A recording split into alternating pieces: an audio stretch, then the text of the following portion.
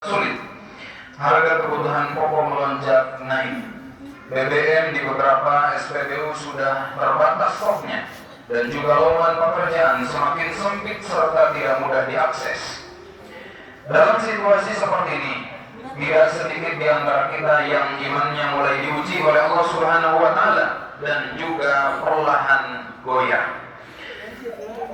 Sebagian tergoda menempuh jalan pintas, mencari keuntungan dengan cara-cara yang tidak jujur dan tidak baik dan juga tidak dibenarkan oleh Allah Subhanahu wa Ta'ala dan Rasulnya, bahkan sampai menghalalkan segala cara demi segera lepas dari himpitan kesulitan itu.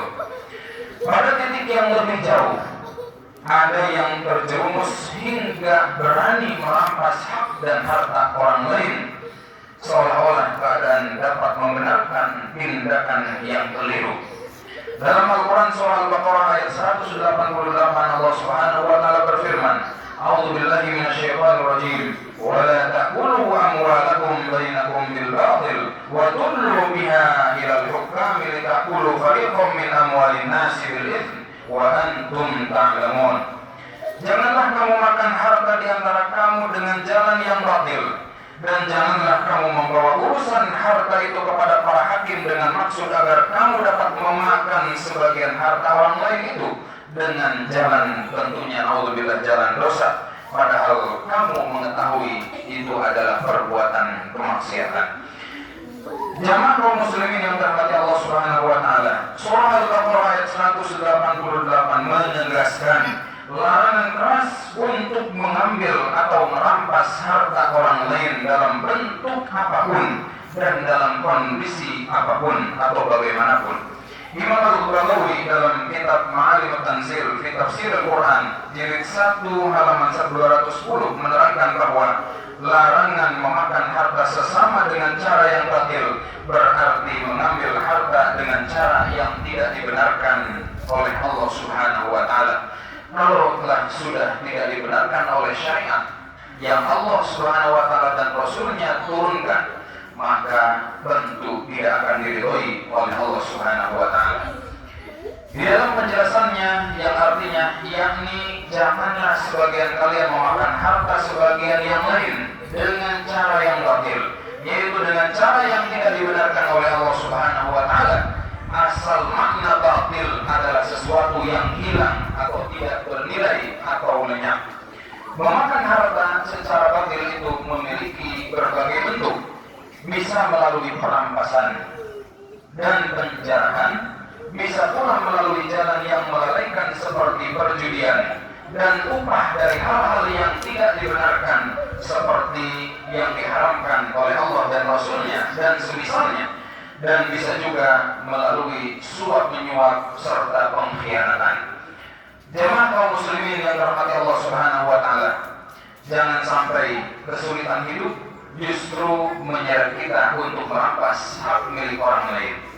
Sebab ketika hati mulai terbiasa membenarkan cara yang tidak dibenarkan oleh Allah, maka perlahan batas antara yang halal dan yang haram akan memudar, hingga akhirnya terasa samar dan tidak lagi dipedulikan.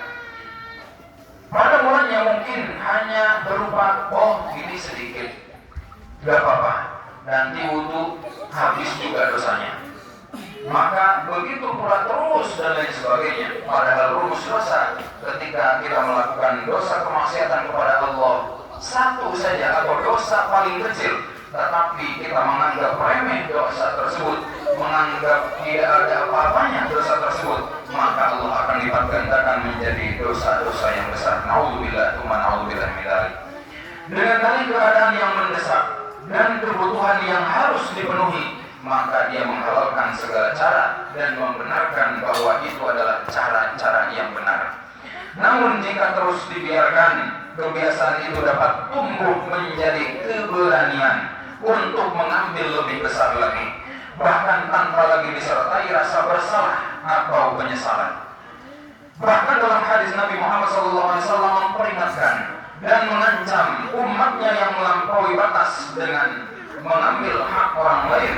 Diriwayatkan oleh Imam Muslim dari Abu Umamah an Abi Umamah anna Rasulullah sallallahu alaihi wasallam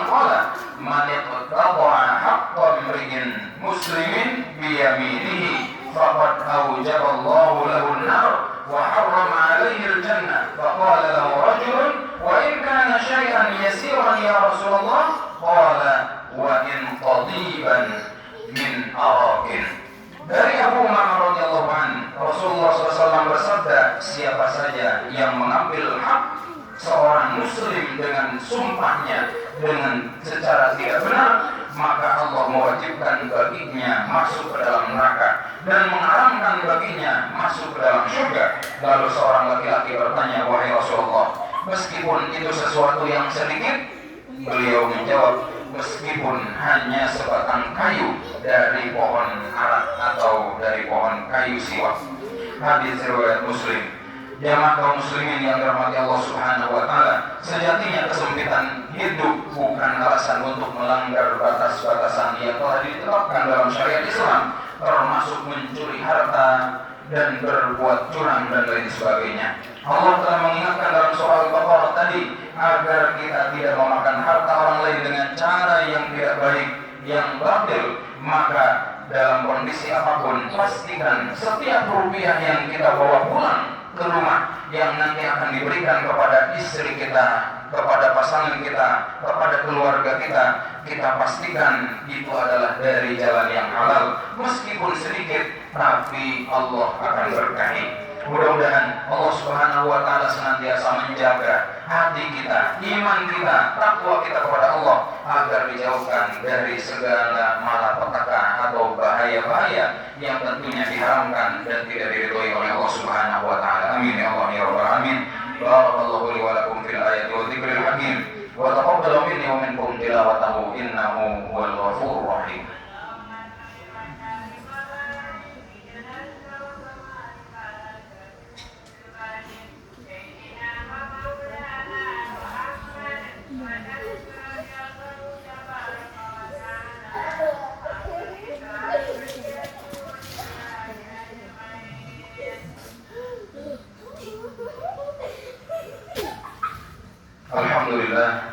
Alhamdulillah rabbil alamin, nahmaduhu wa nasta'inuhu wa nastaghfiruh wa na'udzu billahi min shururi anfusina wa min sayyiati a'malina. May yahdihillahu fala mudilla lahu wa may yudlil fala hadiya lahu. Asyhadu an la ilaha illallah wahdahu la syarika lahu wa asyhadu anna Muhammadan 'abduhu wa rasuluhu la nabiyya wa rasula ba'dahu. Qala Allah ta'ala fil Qur'anil Karim, a'udzu billahi minasy syaithanir rajim. Bismillahirrahmanirrahim. يا أيها الذين آمنوا اتقوا الله وقولوا قولا سديدا يصلح لكم أعمالكم ويغفر لكم ذنوبكم ومن يطع الله ورسوله فقد فاز فوزا عظيما.